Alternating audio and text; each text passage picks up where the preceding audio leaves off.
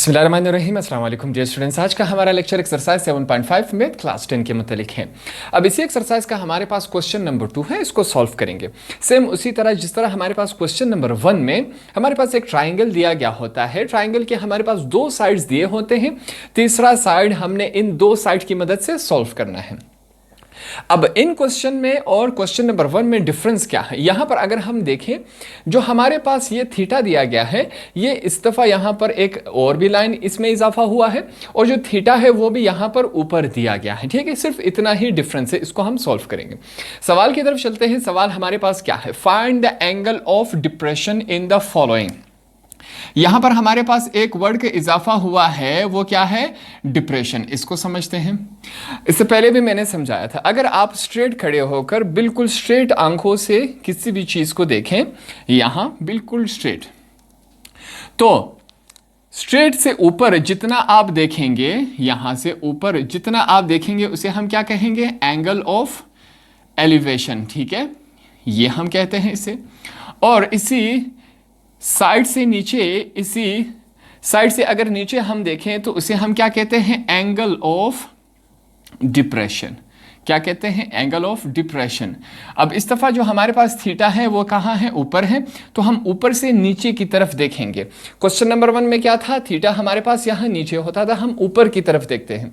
यहाँ पर हमारे पास क्या है, डिप्रेशन, नीचे हम देखेंगे, अपनी आई साइड से नीचे देखेंगे। थीटा ऊपर है, हम नीचे की तरफ देखेंगे।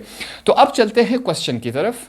तो क्वेश्चन नंबर 2 के पार्ट नंबर 1 में फिर से हमारे पास देखिए एक ट्राइंगल दिया गया है। ट्राइंगल के हमारे पास दो साइड्स दिए गए हैं, इनकी वैल्यू, तीसरा साइड हमने फाइंड आउट करना है। अब यहां पर एक और बात आपने समझनी है। देखें, एक लाइन हमारे पास ए से लेकर बी तक है, एक लाइन अगर हम यूं देखें यहां पर है, तो ये दोनों आपस में क्या है, पैरेलल है। पैरेलल किसे कहते हैं कि ये दोनों लाइन आपस में यूं जा रही हैं, एक लाइन भी यूं जा रही है, दूसरी लाइन भी यूं जा रही है, तो इसे हम क्या कहते हैं, पैरेलल कहते हैं। अगर दो लाइन आपस में पैरेलल हो तो जो ये थीटा है वो थीटा हम नीचे ले आएंगे। वो थीटा कहाँ ले आएंगे, हम यहाँ पर नीचे ले आएंगे। ये बात आप समझे। अगर दो लाइंस आपस में पैरेलल हो तो जो थीटा होता है उसे हम नीचे ले आएंगे। ये बात आपने सीख ली। अब आगे चलते हैं। थीटा के सामने वाले हिस्से को हम क्या कहते हैं, परपेंडिकुलर कहते हैं। ये हमने लिखा। यहाँ पर जो 90 एंगल बन रहा होता है, अगर हम यहाँ पर डी रखें, डी का बिल्कुल सेंटर यहाँ पर रखें, यहाँ पर हम देखें हमारे पास 90 डिग्रीज बन रहा हो। जो 90 डिग्रीज के सामने वाला हिस्सा होता है उसे हम क्या कहते हैं, हाइपोटेनस कहते हैं। ये हमने लिखा। दो हिस्से हमारे पास हो गए, लास्ट वाले हिस्से को हम क्या कहेंगे, बेस कहेंगे। ये हमारे पास क्या हो गया, बेस हो गया। अब हमने ये तमाम चीजें सीख ली कि कौन सा हिस्से का नाम क्या है। स्टार्ट करते हैं, सवाल की तरफ आते हैं। यहां पर सबसे पहले मैं क्या लिखूंगा, इन ट्राइंगल। हमारे पास एक ट्राइंगल है, ट्राइंगल के 3 हिस्से हैं, क्या नाम दिया गया है, ए बी सी। यहां पर हम लिखेंगे ए बी सी, ये हमने लिखा। अब आगे चलते हैं नेक्स्ट स्टेप में। यहां पर देखिए ए से लेकर बी तक हमारे पास इसकी वैल्यू क्या दी गई है, 6 सेंटीमीटर। यहां पर मैं लिखूंगा ए से लेकर बी तक। ये जो ऊपर मैंने लाइन लगाया इसका मतलब क्या है कि ए से लेकर बी तक एक लाइन है जिसकी वैल्यू क्या दी गई है, लेंथ क्या दिया गया है, 6 सेंटीमीटर। ये हमने लिखा। आगे चलते हैं नेक्स्ट स्टेप में। अगर हम देखें बी से लेकर सी तक एक लाइन है, उसकी लेंथ कितनी है, 5 सेंटीमीटर। तो यहां पर मैं लिखूंगा बी से लेकर सी तक एक लाइन है, उसकी लेंथ कितनी है, 5 सेंटीमीटर। ये हमने लिखा। आगे चलते हैं। हमने क्या फाइंड आउट करना है, थीटा फाइंड आउट करना है।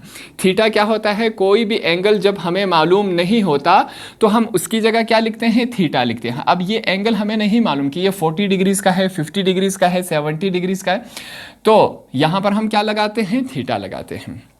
अब हमारे पास देखें दो हमारे पास साइड्स हैं, परपेंडिकुलर और बेस हैं। ठीक है, तो अब हम यहां पर देखेंगे कि हमारे पास कौन सा बनता है, कौन सी यहां पर फार्मूला यहां पर यूज होगा। अब आप कहेंगे कि हम परपेंडिकुलर पहले लगाए या बेस, यहां पर इसका प्रॉब्लम, इसका कैसे सॉल्व करेंगे। मैं पहले लिखूंगा परपेंडिकुलर अपॉन बेस और बेस अपॉन परपेंडिकुलर, दोनों चेक करते हैं। पहले परपेंडिकुलर अपॉन बेस चेक करते हैं कि हमारे पास मौजूद है कि नहीं। अगर हम देखें तो हमारे पास परपेंडिकुलर अपॉन बेस यहाँ पर मौजूद है। बेस अपॉन परपेंडिकुलर अगर हम चेक करें तो यहाँ पर कोई बेस अपॉन परपेंडिकुलर नहीं होगा, तो हमारा करेक्ट वाला क्या है, perpendicular upon base. Perpendicular upon base हमारे पास क्या है, tan थीटा है। अब क्वेश्चन नंबर 1 में ये वाला हिस्सा हम थोड़ा सा डिफरेंट लिखते थे, यहाँ पर क्वेश्चन नंबर 2 में हम ये वाला हिस्सा थोड़ा सा डिफरेंट लिखेंगे। कैसे लिखेंगे? एज मैंने लिखा, हमारे पास क्या है 10 में लिखूंगा।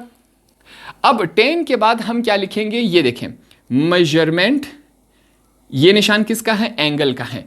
एंगल हमने कहां पर लाया? अब यहां पर ए पर मौजूद है, ये थीटा ऊपर था, नीचे आया, कहां पर आया? ए पर आया।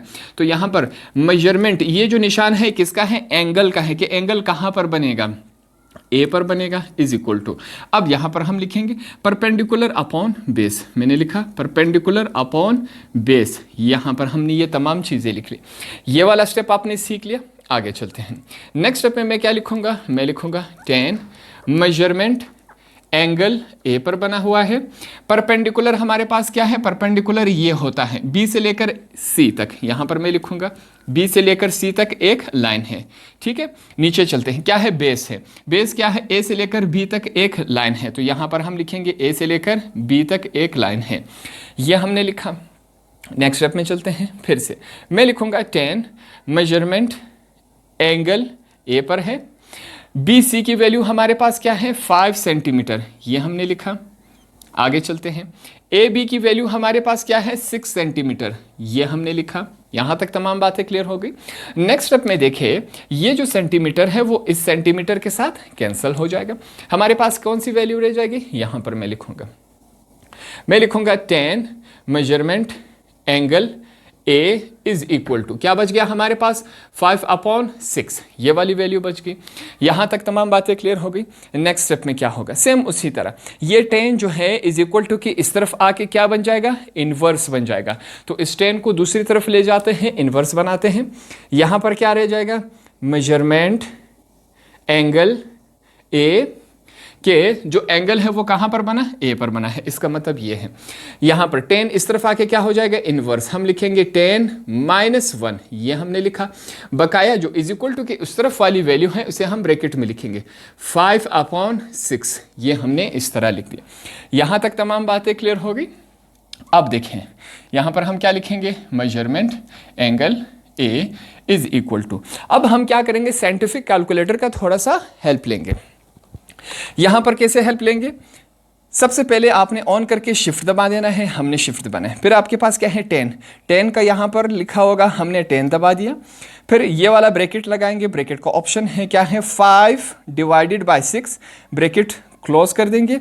इज इक्वल टू का जब आप दबाएंगे तो हमारे पास वैल्यू क्या आई? यहां पर कैलकुलेटर में आपके पास एक लंबी वैल्यू है, हम क्या लिखेंगे? 39.8। अब पॉइंट के बाद सिर्फ एक ही रकम लिखेंगे, तमाम हम नहीं लिखेंगे। और यहां पर ऊपर छोटा सा ओ लगा देंगे या 0, इसका मतलब क्या है? डिग्री हो गया।